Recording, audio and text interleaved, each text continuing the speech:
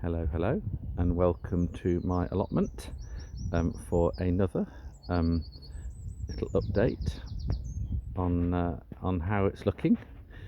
So after a cold, dry April and a cold, wet May, when it felt like nothing much was growing because the nights in particular were really cold, now everything is starting to catch up. So I'll give you a little wander around. I mean, one thing to just note first of all is what I've done since last year is all that patch in front of the hedge and then going across to the fence over there. It was all nettles last year, which is great for wildlife, but I wanted to have a bit more varied habitat for them to attract more stuff. So what I've done is I've left the nettles in the middle there, you can see behind the pond, and then over that side I've planted a native hedge, native species, and lots of other plants for pollinators in front. And then over here I've also planted all sorts of stuff that will attract pollinators. So I got out as much of the nettles as I could, put a layer of cardboard underneath and then some compost on, and then I planted into that. So I'll show you a bit more of that in a while, but first of all, let me wander down and show you what's going on in terms of fruit and veg.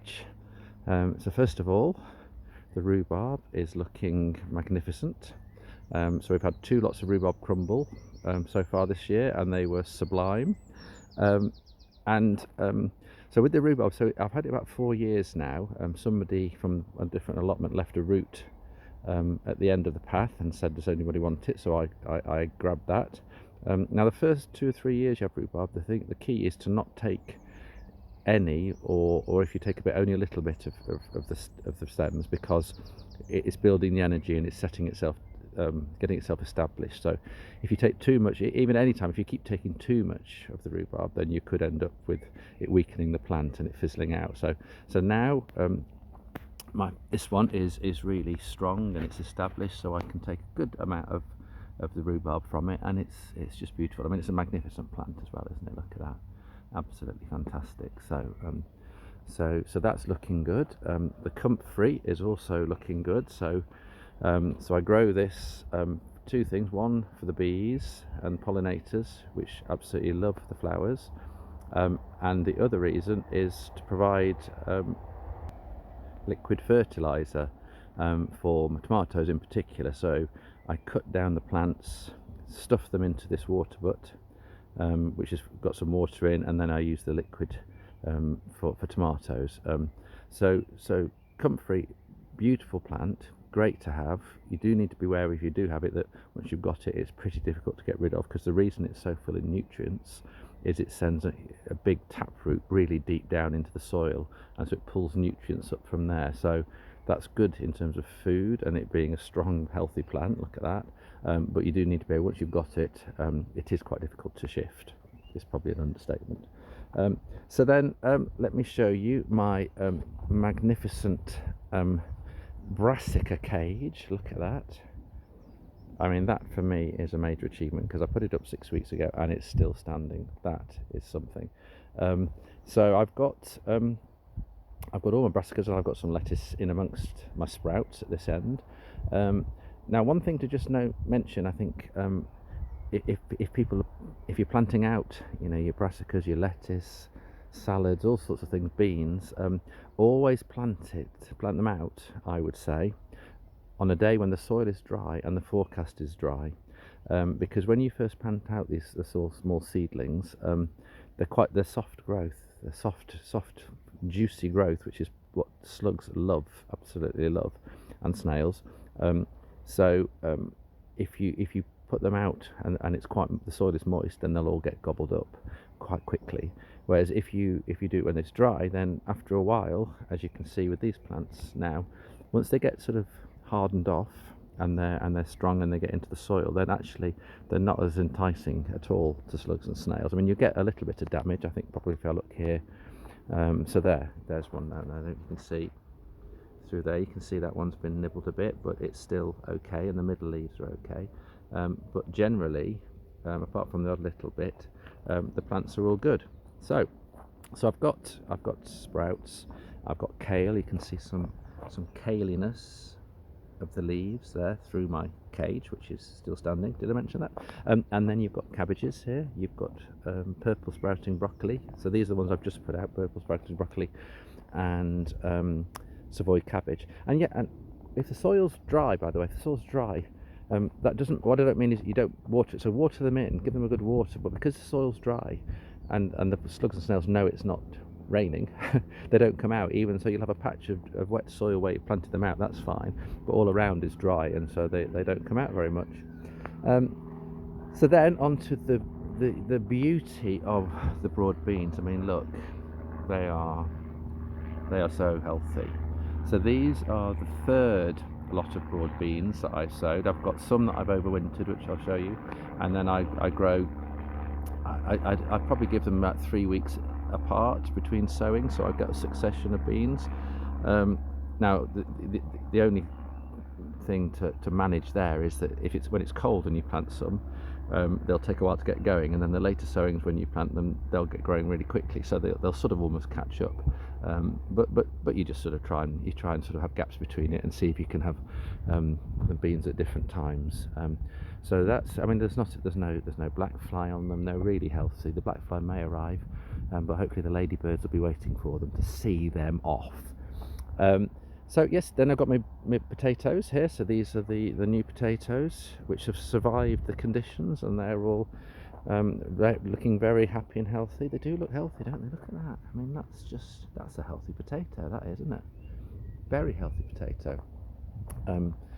And here's the main crop. So these are Cara again, I think, which I do love. It's a really good potato. Last year were the biggest and best ever, I think. So these will take a bit of they'll have to work hard to get as good as those from last year. And then here, so what I'm doing, I've got some lovely. I mean, this looks lovely, doesn't it? Doesn't that just look lovely? It makes me very happy to see, because I watered them last night, so we've got the dark soil and the green leaves, and they're even in quite neat rows, and it's lovely. So I've got some rainbow chard, 3 rows of those. So I've planted them in little groups, so in modules. So rather than doing rows, they're rows, but of groups of about 3 plants. So I'm going to see how they do. They look like they're doing pretty well at the moment. So yeah, so rather than have a row and then thin them out, I've just put them like that, and that's we'll see how they get on. They'll be competing with each other, but they've got a lot of space around them. So that's the plan, is that they'll be okay. There's some rocket, which is looking lovely. All of these were sown from seed in the greenhouse. Started them off in about March, so they're looking good. The rocket's looking really good. Then we've got some radishes, and we've got some celery. Radishes are just about ready as well, and some carrots. Again, those are in groups of 3, in little clumps of 3. And the idea of those is that they've got soil around them, so as they grow they'll force each other apart, but we'll be able to keep growing and get to a decent size. And then I've got some peas, which are starting to, well, they're starting to flower, but I think I've even seen some pods. Let's just see. Where did I say? Oh yes. So we've got some pods forming. So this group here is this seemed like it wasn't growing for ages when it was really cold at night, but we've got about 3 different sowings here. So the back ones with the flowers are the oldest, and then we've got the next ones here are sort of halfway up, and then we've got the really recent ones which are along the bottom. So that again should give succession of peas. And then over here, more just visual beauty. We've got some lettuces. Again, so there's a chap called Charles Dowding who's I think it's Dowding, isn't it? Who's does a lot of no-dig gardening videos and lessons and stuff. And one of his methods for lettuces is to sort of grow sort of like modules worth of lettuces, so about 3 or 4, and then you just pick the outside leaves as you go along, so you never actually took the lettuces out. So I'm trying that, and I think it keeps the leaves a bit smaller and juicier, so we'll see how that goes. So then I've got some more peas. Those are the last lot of peas, which are growing well. And then the beans, so those are the second beans. So they're again looking really, really healthy, and I've seen lots of ladybirds on them. Then we've got some coriander, which is, and look at this, you can see. So it's really interesting when you plant something out, if you get it right, that they don't sort of look sad for themselves for quite a while, for very long. They soon get going. So these ones look quite well. One of the issues with, because I only put them outside about a week ago. Now, one of the things with coriander is they quite often do go to seed quite quickly, but we'll see how they get on. But they're looking nice at the moment, and they smell amazing when you actually plant them out. And then over here we've got the runner beans. Now it's always quite interesting. Well, there's so many things quite interesting. By the way, quite interesting. That's where QI, the name QI, came from on the telly. Just by the by, in case you didn't know that. Yes, so when you plant out, I mean, it's quite a good example of the different types of growth when you plant something out. So the big leaves at the bottom, the softer leaves, were the leaves that were there when these were growing inside the greenhouse and when I planted them out. But then you tend to get this sort of, I don't know if you can see, it looks like a sort of darker, more rugged growth, those smaller leaves.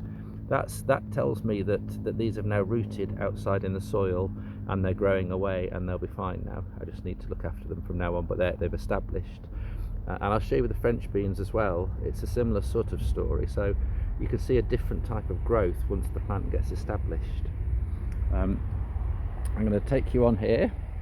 The raspberries, they're growing like a mile a minute. Well, that might be a little bit of an exaggeration, but they'll be ready next month in July. I don't know if you can hear all the sounds. It's gone from being a sort of lockdown to every method of transport seems to be buzzing around all over the place today. But anyway, so then over here I've got red arash, or orac. So again, this is quite so I've transplanted these, and you can see the reddy purpley leaves that were on the original plants that I moved, and I moved them over, and then they take a while to get established, and then you can see the different new growth coming at the top, which again tells me that these are now established, because they took a bit of time when I moved them to get going. Some watering was needed, but now I know now they're established and they'll grow away fine. They may go to seed a bit earlier than if I'd left them, because sometimes that move causes plants to do that, but they'll be fine, and the leaves are really, really nice. So that I've tried them, and they're lovely, like a spinach, yeah, really nice. Then we've got some more carrots.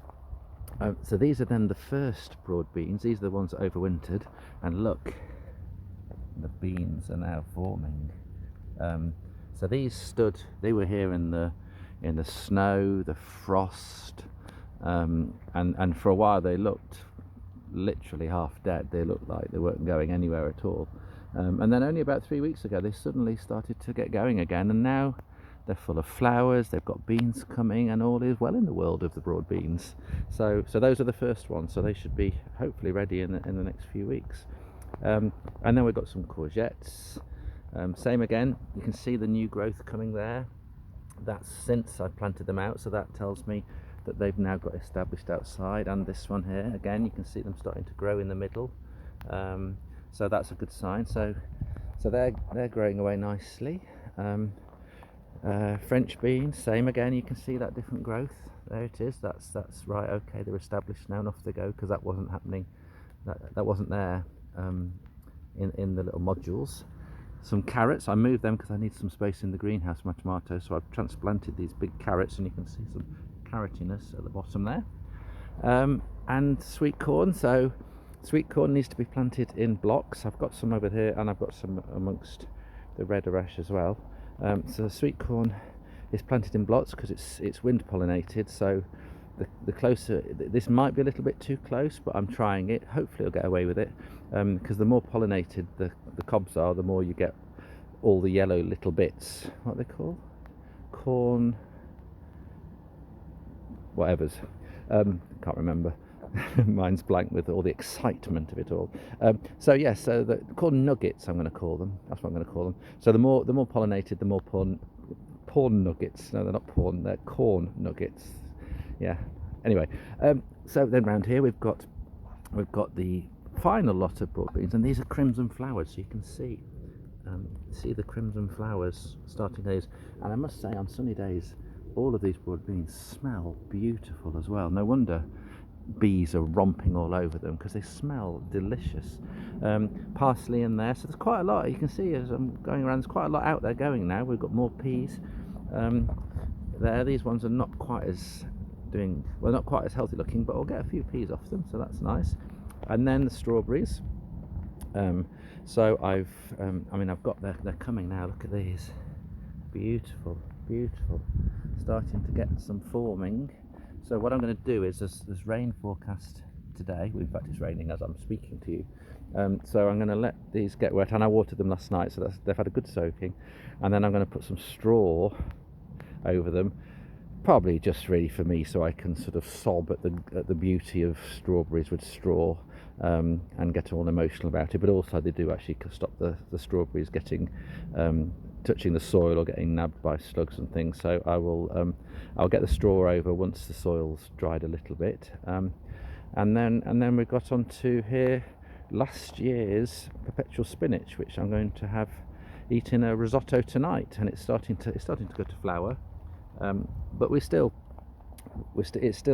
definitely good. It probably got another week or two, and then I'll dig that out, and that'll create some space for other things to go in. And then over here we've got poached eggplants, which is just lovely. It's a really happy plant, and it's got dill growing in amongst it as well. So that just seeds itself every year. I haven't put that in, so once you've got it, it will keep seeding itself. And that's great for bees and all sorts of insects. And then yes, just a quick sort of wander along here.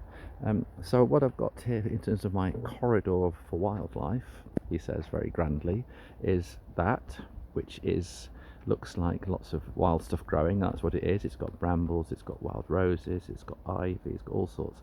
So this is a really good patch. I saw a little, I don't know, a mouse or a shrew in there yesterday, so that's a good sign. And then along the back there, that's what I planted in the winter, my native little hedge there, which is good. And then I've got all sorts of things here. I've got Viper's bugloss, I've got teasels, I've got oxeye daisies, wild marjoram, masses of stuff, bird's foot trefoil, thyme. So all of that is to encourage pollinators and to give food for them. There's Mexican daisies.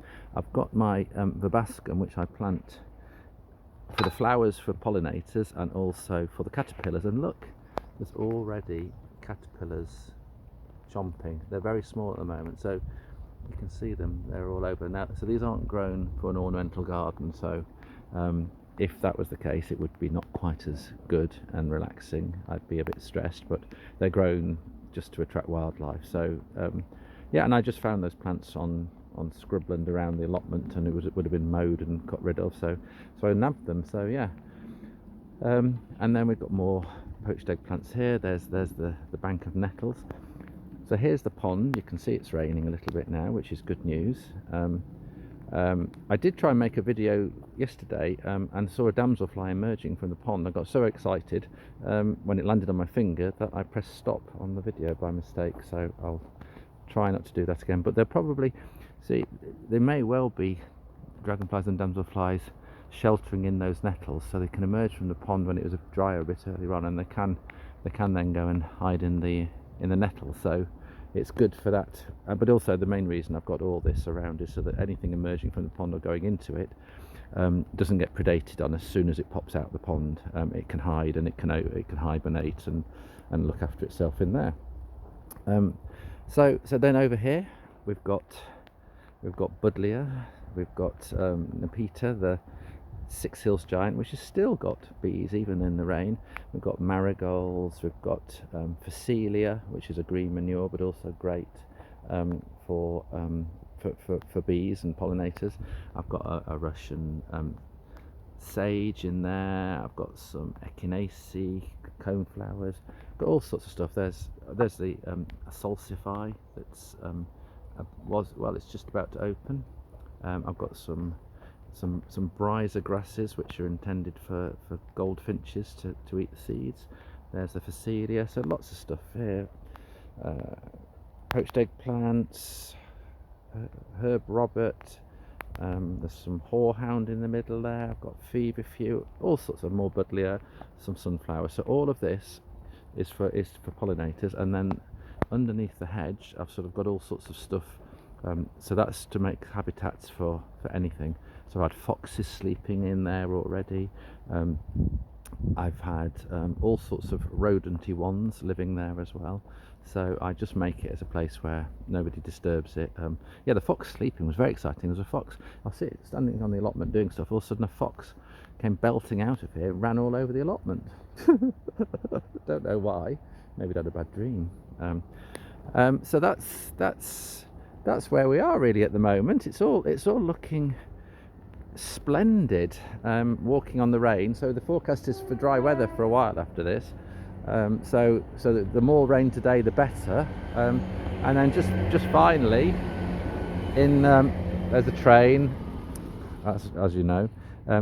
So I'm just getting ready. So I've got my tomato plants there ready to go in here in the next few days, and then I've got a few final seedlings. So my gourds are all coming up. So we've got various pumpkins just germinating fantastically. I've got some chili plants.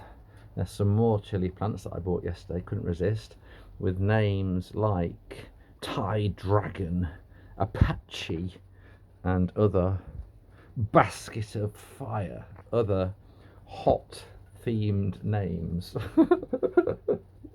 Oh dear, they must have fun naming them. And then and we've got down here, we've got some echiums, which I'm actually really excited about. Those are Echium pininana there. So those will be exciting. They've germinated, so we'll see about those in maybe in a further episode of this video thing. That's what they do on the telly, isn't it? Get you excited and gagging for more videos. So there we go. So it's a bit of a rainy day, but that's lovely and it's beautiful. And all is growing pretty well on the allotment, and it's a joy. So yeah, hope you enjoyed. Bye.